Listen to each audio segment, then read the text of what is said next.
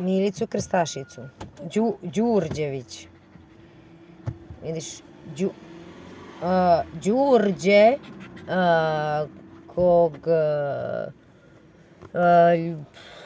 poklonici proslavljaju pod Svetim Đorđe, Sveti Đurđe,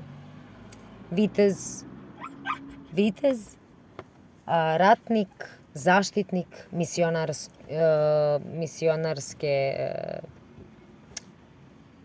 tradicionalne crkve istoka, dakle,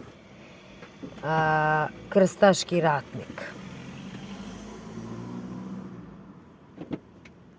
Priča o podrivanju,